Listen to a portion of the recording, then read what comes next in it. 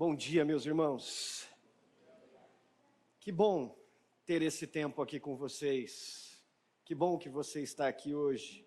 Meu nome é Jefferson Alcântara, eu faço parte da liderança aqui da igreja e é com o coração transbordando de alegria que eu quero dar as boas-vindas a você. Seja muito bem-vindo à nossa comunidade. A gente costuma dizer aqui que nós servimos a Deus servindo pessoas, por isso a sua presença aqui nos dá essa oportunidade de servir ao Senhor, servindo a sua vida. Se você está nos visitando pela primeira vez, pela segunda vez, nós temos por costume aqui na Igreja Batista Urbana sempre expormos o texto bíblico aos domingos por meio de séries. No domingo passado nós terminamos uma série muito preciosa, acho que talvez a mais queridinha que se tornou pelos irmãos, pelos comentários que eu vi, uma série chamada Sociedade do Cansaço. E esse domingo nós estamos iniciando com vocês uma nova série, uma série muito especial para nós, que ela, na verdade, já iniciou no ano passado. Hoje nós iremos dar continuidade nessa série, A Vida Debaixo do Sol, encontrando o sentido dessa vida em Cristo Jesus. A gente, no ano passado, começou essa série olhando para os 2 primeiros capítulos do livro de Eclesiastes, o capítulo 1 e o capítulo 2. Nós olhando para esse texto, capítulo 1 e capítulo 2, a gente encontrou neles a tensão do escritor, Salomão, o pregador, Correlete.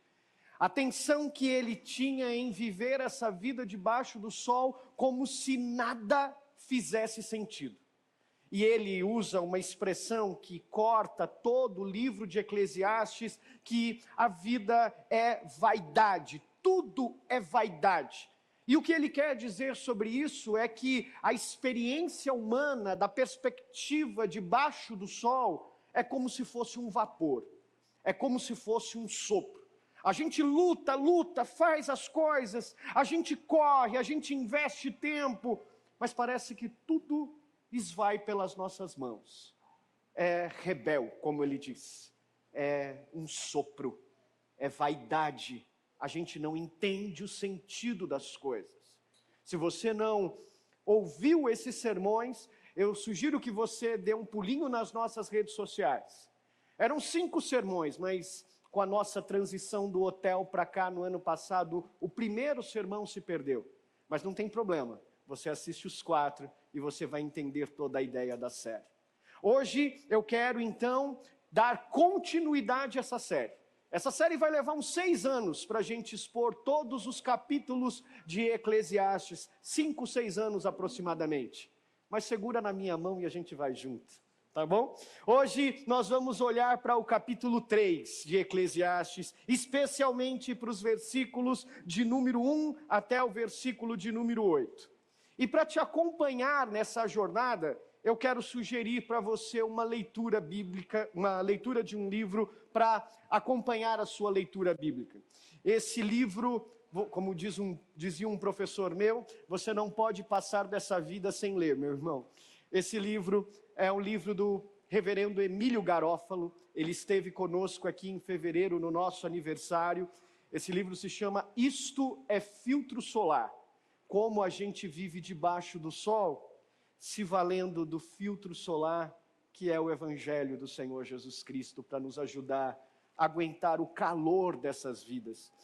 Esse livro, Emílio transformou em um livro, na verdade, depois de uma série de exposições bíblicas que ele fez. Então você vai encontrar aqui sermões escritos, e essa é a preciosidade desse livro. Não é só fruto de uma reflexão acadêmica, teológica, de teologia bíblica, mas é o coração de um pastor que está aqui compartilhando com vocês também suas angústias, olhando para aquilo que precisa ser observado nessa vida, acima do sol, aquele que está sentado no trono do universo. Está lá na nossa Urb Store, então você pode passar lá depois e adquirir, vai ser precioso você participar dessa série acompanhando essa leitura. Eclesiastes capítulo 3, versículos de 1 a 8. Nós vamos falar nessa série do capítulo 3 e capítulo 4, e a gente vai entender, a partir da perspectiva passada, que parece que nada faz sentido, como Deus pode redimir o tempo que a gente vive.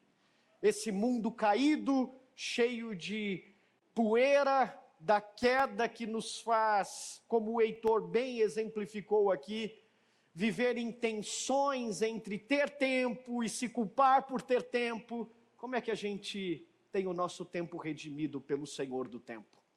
Capítulo 3, versículo 1 diz assim: para tudo há uma ocasião certa, há um tempo certo para cada propósito debaixo do céu. Tempo de nascer e tempo de morrer. Tempo de plantar e tempo de arrancar o que se plantou. Tempo de matar e tempo de curar. Tempo de derrubar e tempo de construir. Tem tempo de chorar e tempo de rir. Tempo de prantear e tempo de dançar. Tempo de espalhar pedras e tempo de ajuntá-las. Tempo de abraçar, mas tem tempo de se conter. Tempo de procurar e tempo de desistir. Tempo de guardar e tempo de jogar fora. Tempo de rasgar e tempo de costurar. Tempo de calar e tempo de falar. Tempo de amar, mas também há tempo de odiar. Tempo de lutar e tempo de viver em paz. E esta é a palavra de Deus. Curve a sua cabeça, eu quero orar com você. Deus bendito, é no nome do teu Filho que nós oramos.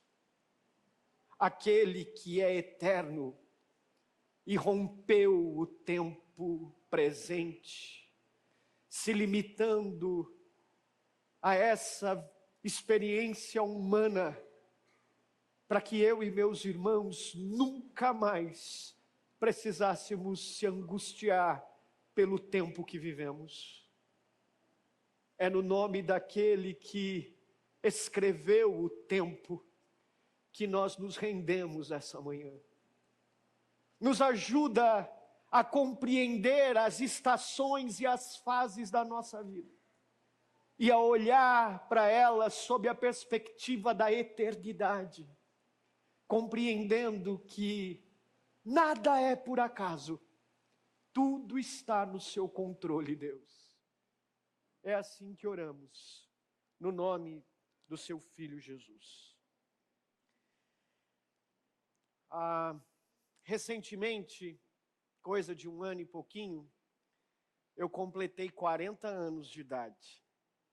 Tudo bem, eu sei que não parece, esse rostinho de 18 anos, minha esposa vive dizendo isso para mim, e eu sei que vocês concordam com ela. É o Nivea, irmãos, esse creme é uma bênção, ele deixa esse rostinho. Se você não usa, fica a dica, tem um que é mais concentrado, é bom. Eu fiz 40 anos, estou prestes a completar 42. Quando eu fiz 40 anos, eu entrei em uma crise. Essa coisa de meia-idade, Heitor já me desesperou hoje, ele disse que é até os 70, então já piorou minha situação. Eu até escrevi um texto e coloquei nas minhas redes sociais. Se você me segue, você deve ter lido uma carta que eu escrevi para o meu eu aos 6 anos de idade. Eu entrei numa crise porque quando eu olhei para a vida debaixo do sol, para as realidades da minha existência, me ocorreu que talvez eu tinha mais passado do que futuro. E talvez, eu sei que os irmãos mais idosos que estão aqui, falaram assim, puxa, então estou um pouco mais desesperado também. eu olhei para o meu futuro e eu fiquei me perguntando sobre coisas que eu ainda não havia feito e eu gostaria de fazer, mas talvez eu não teria mais tempo nesse novo caminho que estava para mim. Alguns livros que eu não consegui ler, que estão lá na minha biblioteca ainda com plástico, e a Thaís fica me dizendo, por que você comprou se ainda está no plástico?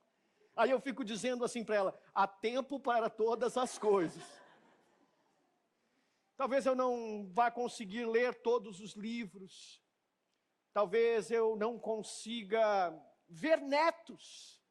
Talvez eu não seja como a minha mãe, que vai ter 4 bisnetos, 3 bisnetos e 6 netos. Talvez eu não consiga ver essas coisas. Então, essa crise tomou a minha alma.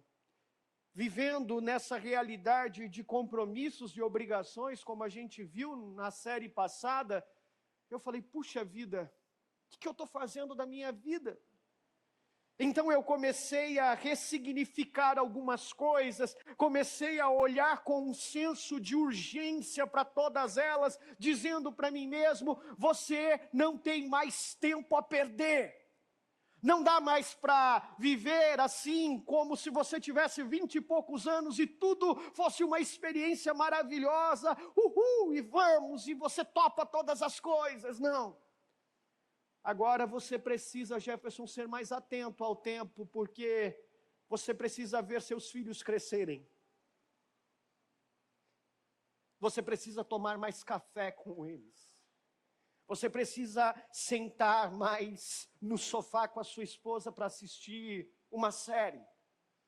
E eu comecei então a olhar para essa fugacidade, esse sopro do tempo, e fazer planos, fazer contas, ressignificar meu trabalho, torná-los mais significativos, ter expectativas.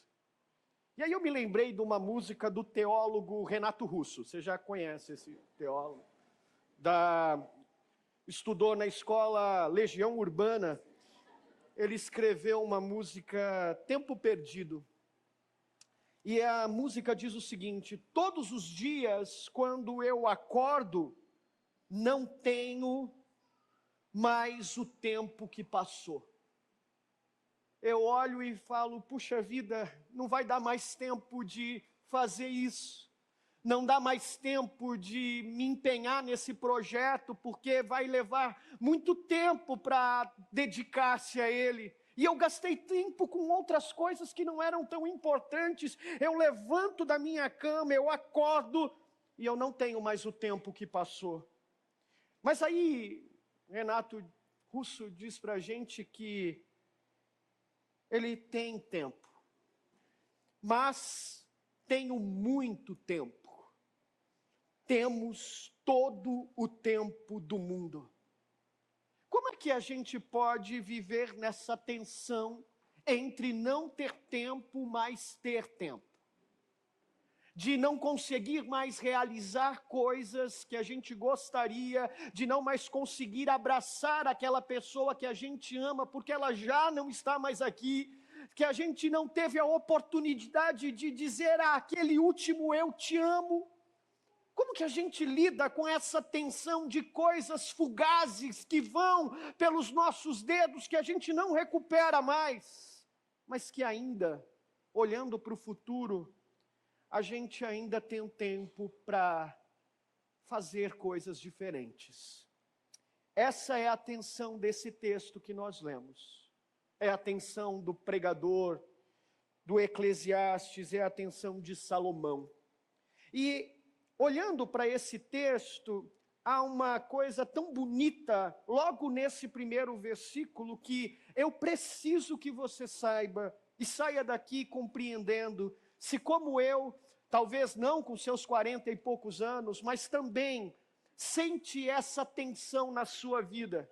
Talvez você tenha 20 e poucos anos, mas está fazendo planos e talvez perceba que há muita coisa para ser feita. Terminar a faculdade, fazer um MBA, se casar, ter filhos. Talvez você já está numa idade e perceba que ainda não teve filhos e você fica angustiado e fica se perguntando, se culpando. Eu dediquei tempo ao trabalho, como que vai ser agora? Será que dá tempo? Vamos olhar para o texto bíblico e compreender que essa vida que a gente vive debaixo do sol, por mais que ela seja empoeirada pelas coisas desse mundo caído, eu e você não precisamos perder a esperança, porque nós temos todo o tempo do mundo. E a gente vai olhar aqui para essa realidade sob a perspectiva de que esse tempo que a gente tem, nós temos porque o Senhor do tempo é a razão pela qual eu e você vivemos e existimos para o louvor da sua glória. A primeira verdade que a gente olha para esse texto é que Deus não deixou o mundo à deriva.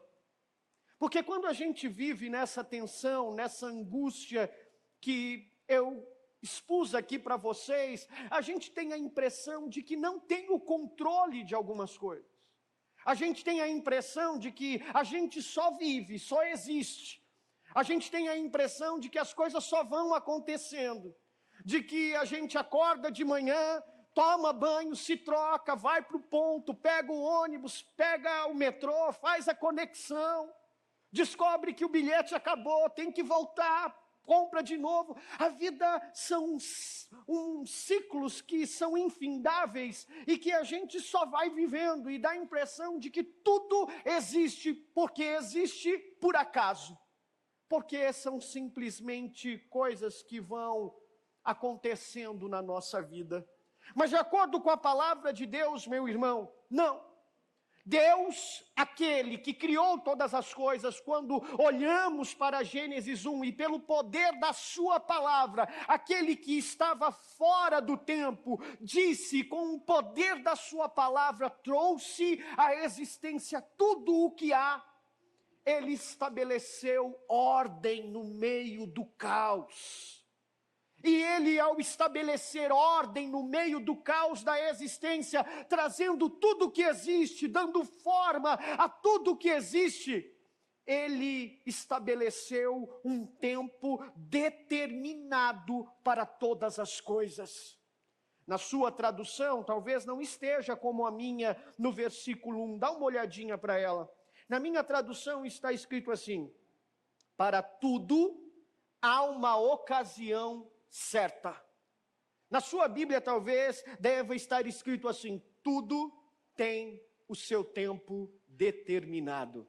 E eu particularmente prefiro essa tradução, se ela está na sua Bíblia. Porque quando a gente olha para esse texto, a palavra hebraica tem a ver exatamente com um tempo que foi determinada todas as coisas na nossa vida. E quando a gente pensa nisso, a gente precisa entender essa ideia de tudo, de tempo e de determinado. Porque essa é a verdadeira compreensão de que Deus não é alguém que criou um relógio, você me entendeu? Deu corda nele e virou as suas costas e deixou o relógio funcionando à sua própria sorte. Deus não estabeleceu as coisas e disse: agora é com vocês, se virem, está tudo certo, deem seu jeito. Não, é bem verdade que nós somos chamados por Deus para sermos participantes com Ele na missão. Deus nos chamou para também junto com Ele dar ordem ao caos, deem nome aos animais, cresçam, multipliquem-se, produzam. Deus nos chama para esse mandato, mas Ele está conosco nesse mandato. Ele não deixou as coisas da vida à deriva. Na Grécia existia um grupo de filósofos chamado epicureus. Eles tinham a ideia, abraçavam uma filosofia que a vida debaixo desse sol, ela não tem propósito, não serve para nada, não tem um fim último. E o lema deles, inclusive recitado pelo apóstolo Paulo, quando confronta essa ideia, o lema deles diziam o seguinte: bebamos e comamos, porque amanhã morreremos. Nada faz sentido. Nada é com um fim estabelecido. Então vamos viver essa coisa do carpentier, de a gente se jogar, se lançar, vamos comer, beber, porque a vida é só isso. É só essa ideia de acordar de manhã, fazer a marmita, levar para o trabalho, voltar, tomar banho, dormir e amanhã a gente continua de novo. Não, meu irmão. A vida vivida debaixo do sol, por mais que empoeirada por todos esses elementos tensos que a gente experimenta, ela não está à deriva, ela tem, sem dúvida alguma, um Senhor que está sobre o controle dela. E quando a gente olha para o texto, a gente vê isso, porque essa expressão inicial, tudo, para tudo, quando você olha para ela na palavra original, ela tem a ideia de totalidade. E o que significa isso? Quando o pregador está dizendo tudo tem um tempo, ou para tudo há uma ocasião, ele está dizendo para mim e para você que nessa vida que você vive, não são apenas algumas coisas que estão no controle de Deus. Não é só algumas coisinhas da vida que ele se importa. Ele não só se importa, não, Jefferson, ele se importa com o culto de domingo, ele se importa quando eu estou lendo a Bíblia, ele se importa quando eu dobro os joelhos para orar, ele se importa quando eu jejuo, quando eu faço um culto na minha casa, doméstico com os meus filhos, quando eu estou cantando hinos ao Senhor, ele se envolve com as coisas espirituais. Não, meu irmão, isso não é verdade. A palavra aqui, tudo, para tudo, significa uma totalidade das coisas. Então, significa que Deus se importa com todas as áreas da sua vida e com todos os acontecimentos dela. Deus está preocupado se acabou a água e você não conseguiu lavar a louça. Deus se importa se você não conseguiu dar a comida do almoço na hora certa para levar o filho para a escola. Deus se importa com as coisas porque Ele estabeleceu todas elas para que você pudesse desfrutar delas. Deus está comprometido com a sua criação. Talvez você vai decorar essa frase que eu amo de Abraham Kuyper, e tomara que você se lembre dela. Mas Kuyper, ele disse o seguinte: não há 1 centímetro quadrado da existência humana que Deus não diga, é meu. O que isso significa na prática, Jefferson? Significa que quando o pregador traz essa informação de totalidade para a gente, eu e você precisa compreender que Deus está completamente comprometido com tudo que está acontecendo na sua vida nesse exato momento. Com essa tensão, com essa frustração das coisas que passaram e daquelas que talvez você não vai conseguir viver, do seu casamento que está em frangalhos, da relação com os filhos, do sonho de uma faculdade, do sonho de ser mãe, Deus está completamente comprometido com todos os acontecimentos do tempo da sua vida. Tudo! Ele não deu corda no relógio e disse, vai lá João, agora é com você, vai lá Maria, agora é com você, boa sorte. Não, não é isso. Deus não deixou o mundo à deriva, porque Ele estabeleceu todas as coisas pelo seu poder, e como Senhor soberano de todas elas, é Ele que as governa para o poder da sua glória. Agora, se isso é importante saber, que Deus está se importando com todas as coisas da minha vida, isso implica na sua soberania. Agora a gente precisa olhar para a continuidade desse versículo. E quando ele fala que esse tudo, essa totalidade, a gente se pergunta, mas qual todo? E aí ele diz assim, ó, eu estou em tudo, porque tudo tem o seu tempo determinado. E é muito interessante a gente olhar para essa palavra tempo, irmãos. Porque quando eu e você, aqui, ocidentais, olhamos para a palavra tempo, a gente costuma medir o tempo por segundos, por minutos, por horas, não é assim que a gente faz? A gente vai cadenciando as coisas, a gente vai dizendo, olha, faltam tantos minutos, falta 15 para meio-dia, a gente olha o tempo sobre a perspectiva dos segundos, dos minutos e das horas. Mas os orientais, eles não tinham essa percepção de tempo. Os orientais não tinham essa ideia de divisão de tempo por segundos, minutos e horas. Para os orientais, o tempo era medido pelas estações, dia e noite. Não tinha, é tarde, é manhã, agora é noite. Não, dia e noite, primavera, verão, outono e inverno.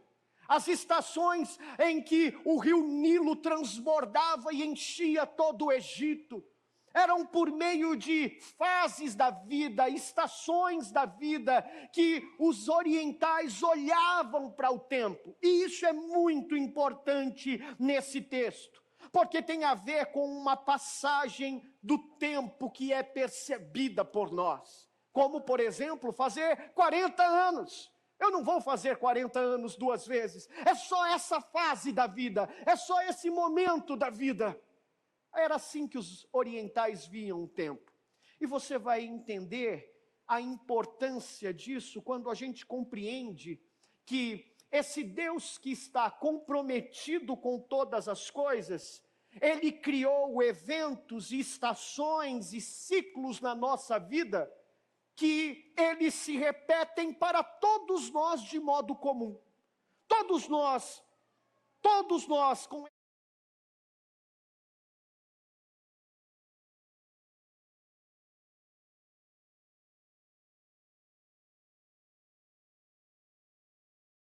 de estações, primavera, verão, outono e inverno. E o que isso significa no texto, Jefferson? Significa que Deus, quando se comprometeu com a sua criação, pela sua graça comum, Ele nos deu tempos e estações e ciclos na vida que são muito comuns uns aos outros, que a gente vive de maneira geral. E por que isso é importante? Ontem nós estávamos aqui reunidos com todas as pessoas que vão participar dos pequenos grupos da nossa igreja. Obrigado, irmãos. Nós fomos muito agraciados, mais de 120 inscrições. Deus abençoe vocês. Mas por que essa ideia de estações comuns é importante? Porque no compartilhar da vida, quando a gente se senta com pessoas, a gente vai descobrindo que as histórias delas, os traumas, as tensões, as lutas, as angústias, os medos, as vitórias, inclusive, são muito parecidas com as nossas. E essas coisas nos ajudam, edificam a nossa fé, nos fortalecem na caminhada.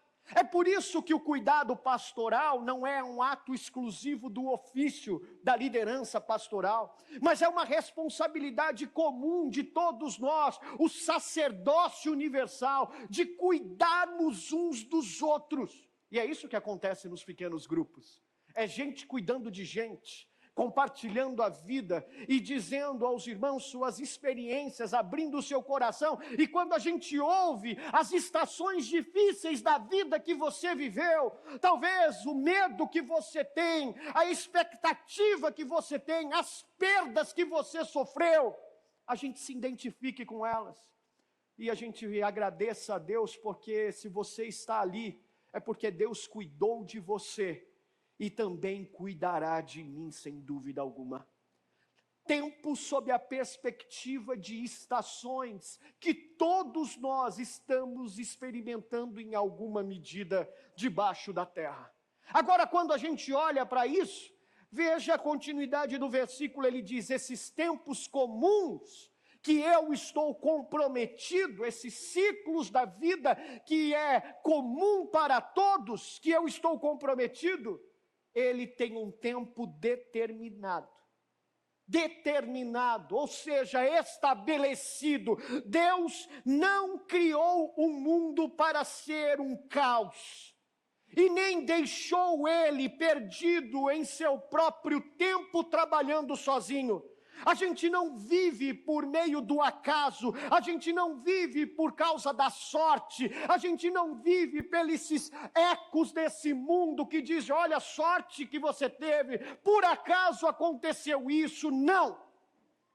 No meio do tempo comum, que eu e você estamos experimentando, todos nós, debaixo desse mundo caído, todos nós podemos ter a convicção e a certeza que Ele é o Deus que deu ordem ao caos, Ele é o Deus do tempo, e todas as coisas foram planejadas e determinadas por Ele para que acontecessem. Foi Ele que colocou os limites nos mares e disse, é até aqui. Foi Ele que colocou as estrelas no céu e disse, vocês não vão cair. Foi Ele que disse para o sol, apareça nesse momento, e a lua nesse momento. Foi Ele que estabeleceu a rotação da terra. Foi Ele que criou os astros e os planetas. Foi Ele, meu irmão, que criou as plantas, as árvores, os frutos que você come. Foi Ele que fez os rios. Foi Ele que fez você, que te formou no ventre da sua mãe, quando ninguém ainda sabia que você existia. Deus já estava planejando você, e não só planejando, Ele estava escrevendo todos os seus dias, toda a sua história, porque Ele determinou como as coisas vão ser. Isso é maravilhoso, especialmente porque nessa semana eu estava conversando com uma líder da nossa igreja, compartilhando o texto que eu escrevi, que está lá na série, nas redes sociais. Ela me disse assim, Jefferson, eu estava orando essa semana, e enquanto eu orava, Deus me fez exatamente pensar sobre isso. E o que Deus me fez pensar é que Ele não desperdiça as estações da nossa vida. Deus não desperdiça esse tempo comum que todos nós experimentamos. Às vezes a gente não entende, né? A gente acha que não tem que chover, mas do outro lado do planeta, do mundo, tem alguém dizendo assim, chova, Senhor, porque essas plantas precisam crescer. Não, a gente não entende porque a gente é limitado, e a gente só consegue olhar as estações comuns da vida sob a perspectiva dos nossos interesses. Mas Deus não desperdiça estações. Agora, no meio desse tempo que a gente está experimentando aqui, dessa fase que nós estamos experimentando, pode ser que em alguns lugares estejam chovendo, talvez no cerrado esteja muito mais seco. Deus não desperdiça o nosso tempo comum. Deus não desperdiça as estações comuns.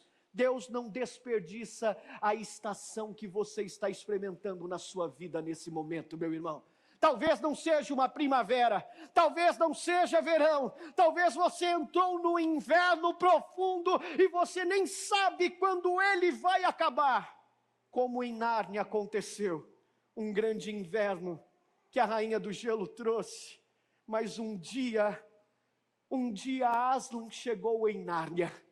E quando Aslan chegou, aquilo que era frio, gelado, se tornou prazeroso e saboroso para os cidadãos daquela cidade. Deus não desperdiça as estações da nossa vida, porque Ele tem a história, o controle dela nas suas mãos. Deus não deixou a nossa vida à deriva. Agora, olhando para a continuidade do versículo, você vai ver na parte B que há uma outra palavra chamada tempo. E é por isso que esse tempo que eu disse para vocês é importante. Porque essa primeira palavra, tempo, não é a mesma que está agora na continuidade do versículo. Nós somos muito pobres na nossa língua para limitar, falar sobre o conceito de tempo, mas os orientais, eles tinham outras definições. E enquanto a primeira palavra tem a ver com um tempo que é maior que as coisas, que são cíclicos, que são estações da vida, esse segundo tempo, ele está dentro desse tempo maior. Ele é mais linear, ele não é tão cíclico. Ele não se repete, Esse tempo da continuidade do versículo que vai dizer o seguinte: há um tempo certo para cada propósito. Esse tempo que o autor está dizendo são tempos sob a perspectiva do conceito de eventos, ocasiões únicas, específicas da nossa vida, que acontecem dentro desse ciclo, desse tempo maior, desse tempo contínuo. Do momento do nosso nascimento até o momento da nossa morte, esses ciclos comuns da vida, nascer e morrer, muita coisa acontece nas nossas vidas de forma individualizada, não é mesmo? A gente não morou na mesma rua, consequentemente você não jogou bola comigo, não perdeu o tampão do dedo lá nas ruas. Você não brincou de bolinha perdida, jogando taco comigo. A gente não fez as mesmas coisas. A gente não casou com a mesma idade. A gente não teve filhos com a mesma idade. A gente não estudou na mesma faculdade. A gente sequer fez a mesma escolha profissional. Dentro desse tempo maior de ciclos da vida, há situações e ocasiões específicas que eu e você desfrutamos na nossa vida ordinária. Você gosta de andar de skate, eu gosto de jogar bola, você gosta de outras coisas que eu não gosto, porque nós experimentamos essas coisas debaixo desse tempo maior que nós estamos vivendo.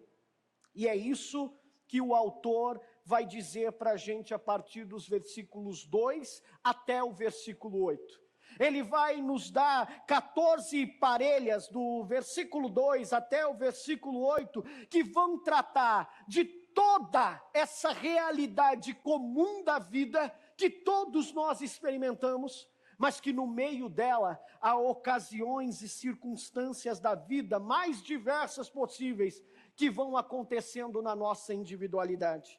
14 parelhas, 28 situações, que são repetidas e repartidas aqui em 2 turnos de 7 pares. Vamos olhar para esses turnos de 7 pares. Isso daqui nós chamamos de merisma.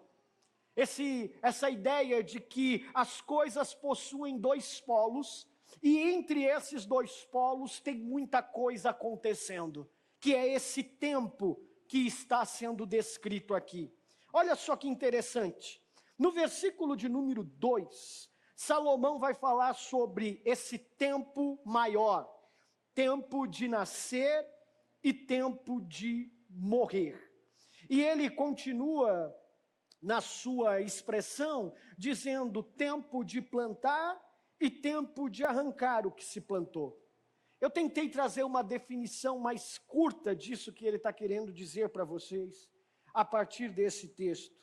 Mas basicamente o que Salomão quer dizer é sobre o início e o fim das coisas.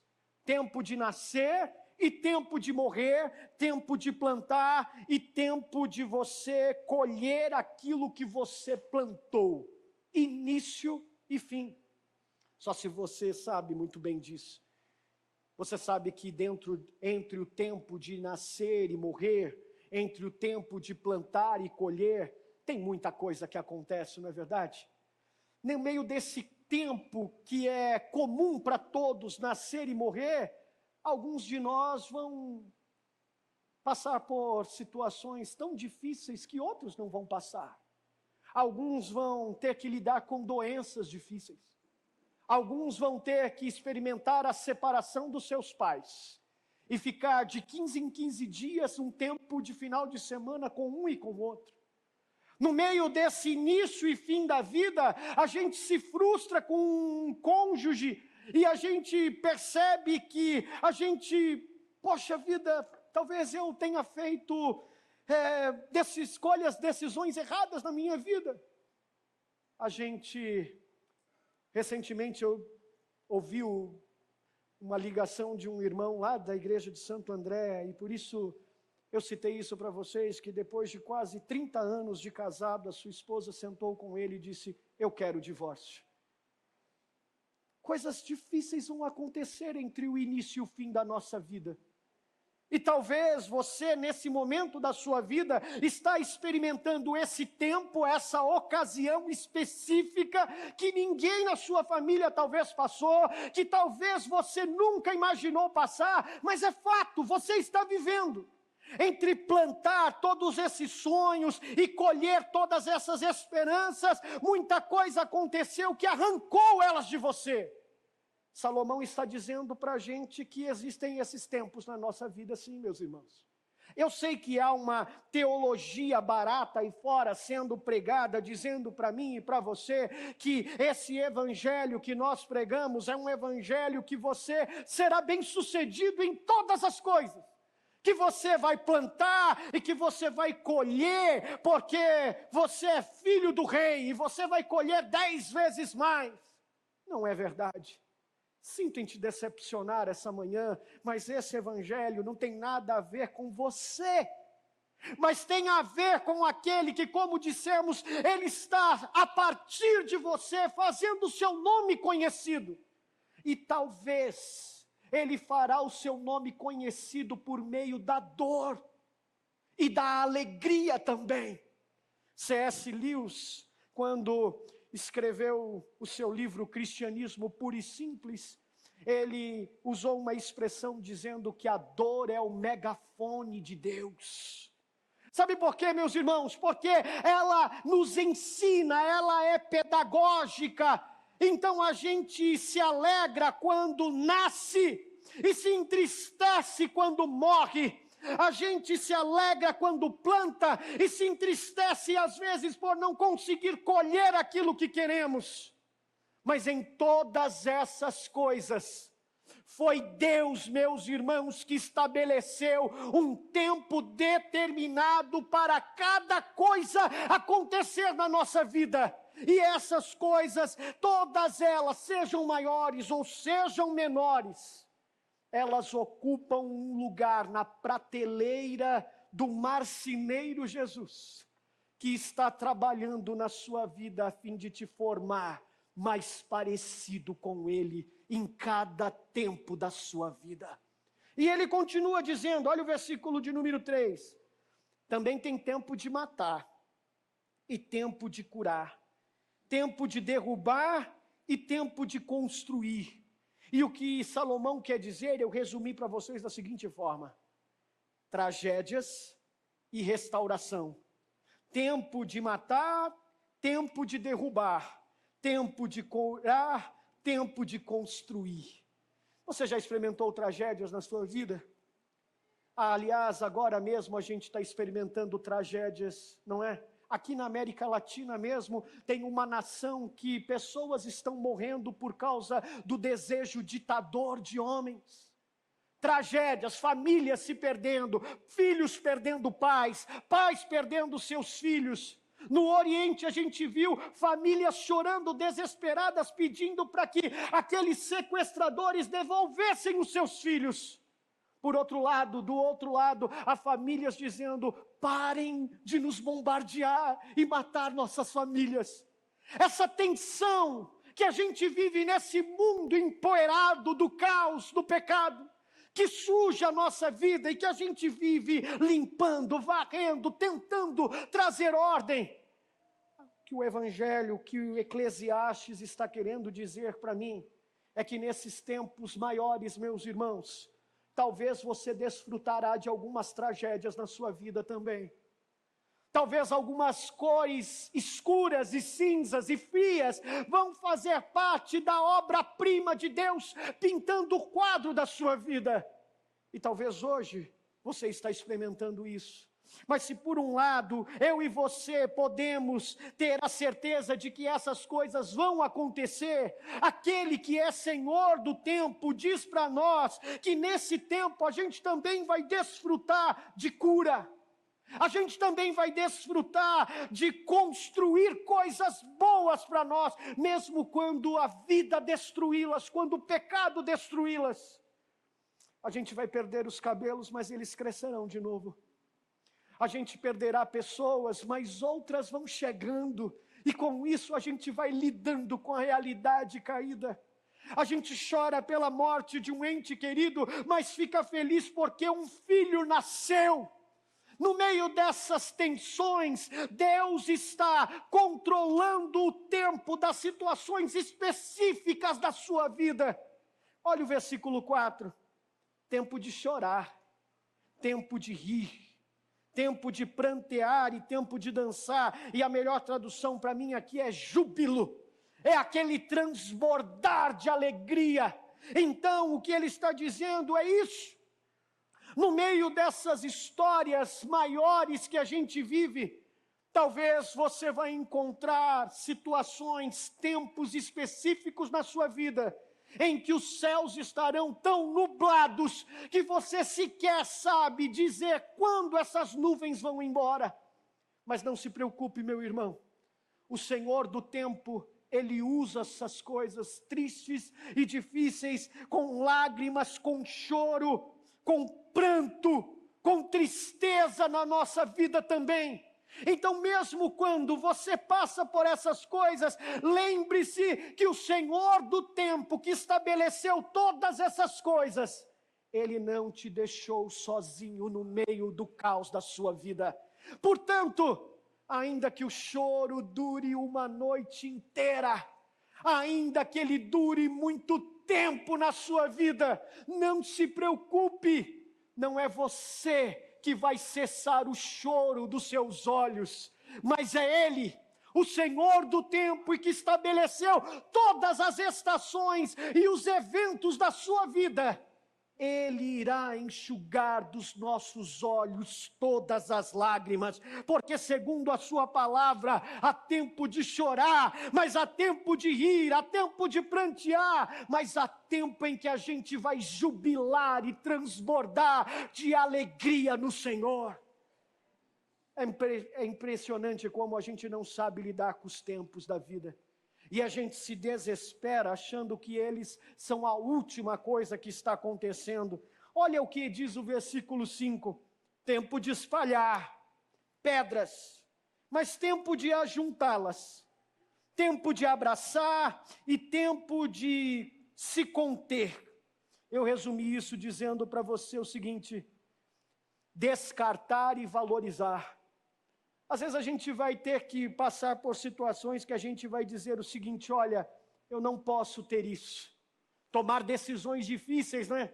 Com aquele namorado que está te enganando há tanto tempo, te enrolando, e você, por mais que o ame, vai ter que dizer chega e pôr um basta nisso. Tempo de você dizer para essa situação da sua vida: não quero mais. Tempo de espalhar pedras, mas há também tempo em que eu e você, na realidade da nossa vida, vamos também valorizar as coisas que experimentamos, aquelas que nós não afastamos, mas aquelas que Deus vem trazendo para nós dia a dia, na realidade do nosso caos. E por isso a gente pode dizer que há tempo de procurar, mas tempo de desistir de procurar. Nós não sabemos lidar com essas coisas. E por isso a gente fica procurando, buscando encontrar, buscando atender nossas expectativas. Mas olha, há tempo de desistir também, meu irmão. Talvez seja o concurso que você está tentando. Talvez seja a expectativa por essa promoção que você persegue. Talvez seja comprar essa casa. Quando eu me casei com a Thaís, nós combinamos o casamento, essas coisas, e ela disse assim: não, mas a gente só pode casar quando a gente comprar uma casa. Eu disse: hein? Vai demorar esse negócio demais da conta, né? Quem disse que para você casar você precisa comprar uma casa? Quem foi que te contou essa história? Quem foi que te disse que para você casar, você precisa primeiro se formar, se diplomar, ter sua promoção, fazer seu intercâmbio? Quem foi que contou essas mentiras para vocês? Quem foi que fez vocês confiarem mais na força do braço de vocês do que na providência de Deus em cuidar de vocês em toda e qualquer situação da vida? Talvez seja a hora de desistir de alguns sonhos. E não significa que você não é bom. Significa que você é maduro para entender que Deus não quer isso para você. Por isso não aconteceu ainda. Talvez seja a hora de você dizer não e parar de procurar, porque o Senhor do tempo, Ele tem coisas diferentes e especiais para você, que você não é capaz de ver, porque os seus olhos estão em outro lugar. Então pare de brigar essas guerras com Deus. E olha que maravilha quando a gente olha isso a partir do versículo de número 7. Tempo de rasgar e tempo de costurar, tempo de calar e tempo de falar. E o que o autor está querendo dizer para mim e para você é que esse tempo da vida, e ele usando a expressão rasgar, ele está fazendo menção aos judeus que rasgavam as suas vestes, jogavam pó nos seus cabelos, poeira na sua cabeça, lamentando as coisas. Ele está dizendo assim: se por um lado a gente vai lamentar porque desiste de algumas coisas, em outros momentos nós vamos ser ajudados por Ele a costurar as coisas da nossa vida. Tempo de rasgar, mas tempo de também costurar outras coisas. Talvez seja a hora de costurar esse casamento destruído, não é? Talvez seja a hora de, quando terminar esse culto, você ligar para aquele seu parente que você brigou no grupo de WhatsApp porque a política afastou vocês. Essa polarização que está descosturada agora precisa ser costurada novamente, porque o pó desse mundo caído rasgou essas coisas. E ele encerra dizendo: como eu e você costuramos. Tempo de amar, tempo de odiar, tempo de lutar e tempo de viver em paz. No meio dessa polarização das coisas, Salomão nos dá um resumo de que Deus está envolvido em todos os aspectos da nossa vida, dos polos a tudo aquilo que está acontecendo no meio deles, no recheio deles, por detrás de tudo, Deus está fazendo a sua vida funcionar. Por isso, eu e você podemos ter alegria, uma alegria em toda e qualquer situação, porque mesmo os tempos mais difíceis e os alegres estão dentro do controle de Deus. E olha a beleza disso. Esse tempo, segundo Salomão, olha a continuidade do versículo. Há um tempo, e esse tempo serve para quê? Para um propósito. Ou seja, uma finalidade que é maravilhosa nesse texto, porque não tem a ver só com o objetivo. Quando a gente estuda essa palavra, propósito na língua original, ela traz sem dúvida alguma essa ideia de objetivo último. Ou seja, tudo que você está passando serve para um propósito. E você não entende agora, mas entenderá amanhã. Mas quando a gente olha para essa palavra, irmãos, a maioria dessa palavra que aparecem na Bíblia, elas têm uma outra informação muito maior, que tem a ver com júbilo, alegria, transbordar de prazer.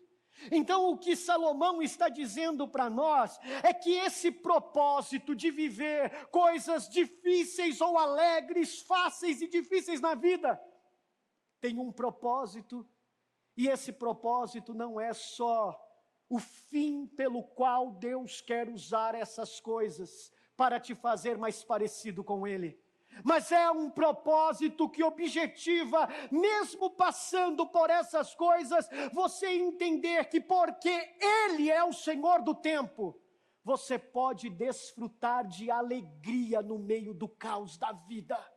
Você pode encontrar prazer no propósito de Deus, mesmo quando Ele quer usar as linhas escuras da vida para te fazer mais parecido com Ele. Se alegra, meu irmão, é Deus que está cuidando de você no meio dessa dificuldade. Jubila, meu irmão, porque Deus está usando essa história difícil a fim de que o nome dEle seja glorificado na sua vida. Quando a gente olha para essa palavra, olhando para a tradução do hebraico para o grego, a gente chama de Septuaginta. A palavra grega utilizada para essa palavra tempo não é cronos, esse tempo comum que eu e você estamos acostumados. A palavra utilizada é kairos. E sabe o que significa kairos? Um tempo com um propósito de alegria. É isso. Quando a gente fala sobre essa palavra no Novo Testamento, a gente diz que há um tempo de alegria para nós. Portanto, o que o pregador está dizendo para mim e para você é que entre essas situações comuns e as específicas da sua vida, em que coisas difíceis e alegres vão acontecer, Deus, que é o Senhor do tempo, está com um propósito para você no meio dessas coisas. E esse propósito é a razão da sua alegria, do seu louvor, do seu transbordar. E por que eu devo transbordar quando eu estou passando por essas coisas, Jefferson? Porque você se lembrará de que Deus está usando todas elas para te fazer mais parecido com Jesus Cristo. Para que as pessoas olhem para você, porque elas vão olhar para você e não ver aquilo que você é, mas aquilo que Jesus está fazendo na sua vida.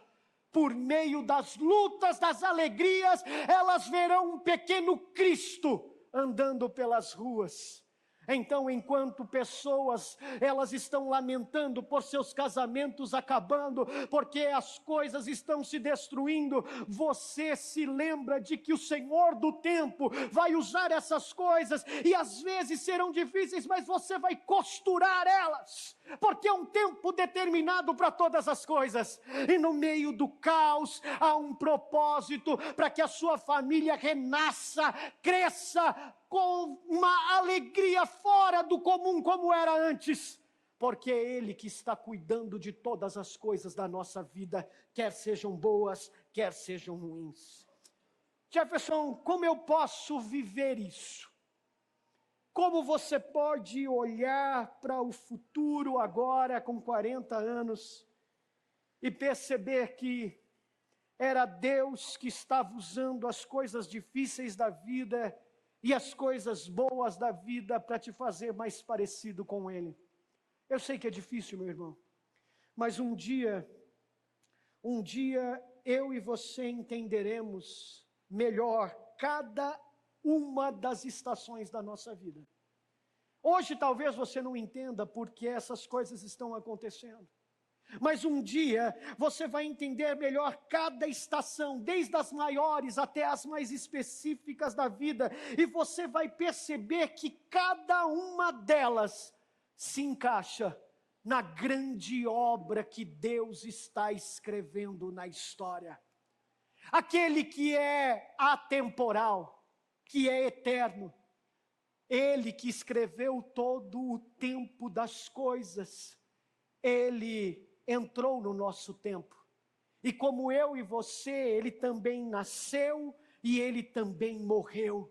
Ele viveu as estações comuns da vida, e no meio dessas estações, Ele foi vilipendiado, Ele foi cuspido, mas Ele também tomou vinho no casamento e se alegrou com seus amigos. Ele também se sentou na mesa e partilhou o pão.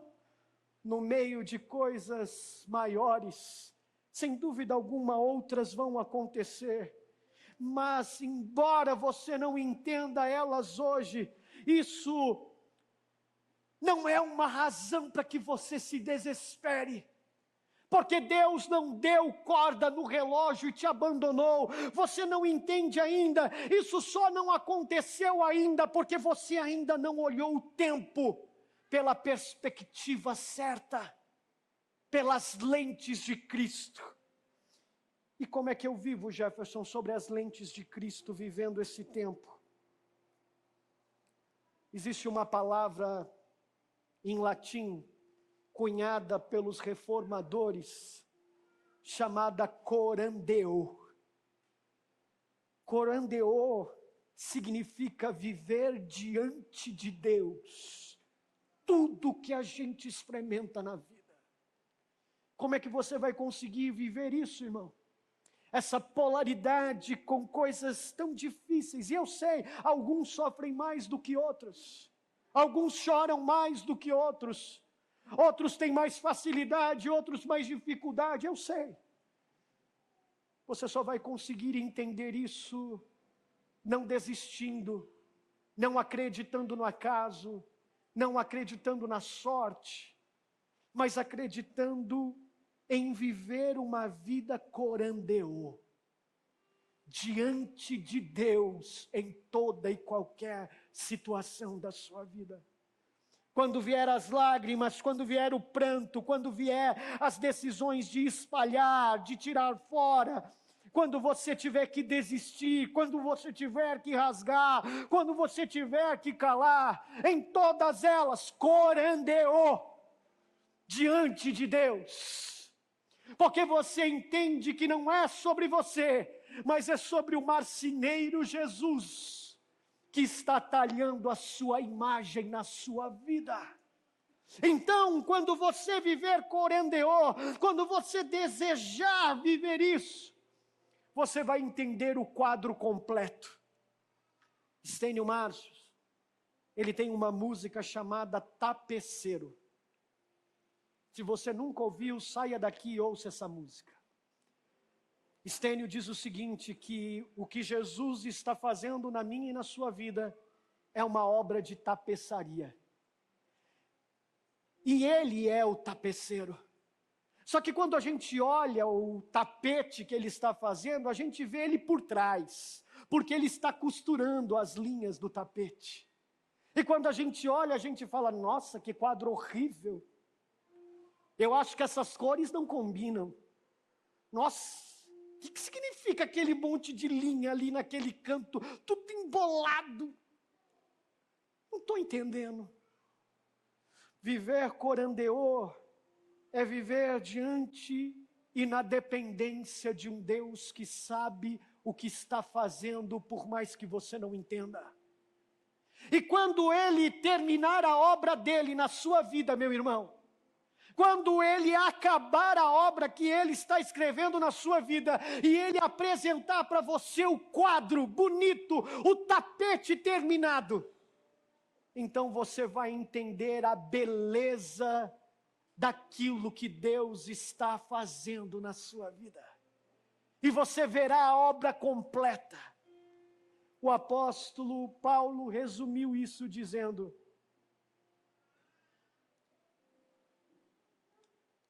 hoje eu não consigo ver completamente. Eu vejo como por reflexos. Mas um dia eu verei plenamente todas as coisas. Eu o verei como Ele é. Eu vou entender tudo o que Ele está fazendo. Um dia isso que é mortal, que sofre, que chora, que lamenta, o tempo, a tensidade dele, um dia isso se revestirá da imortalidade.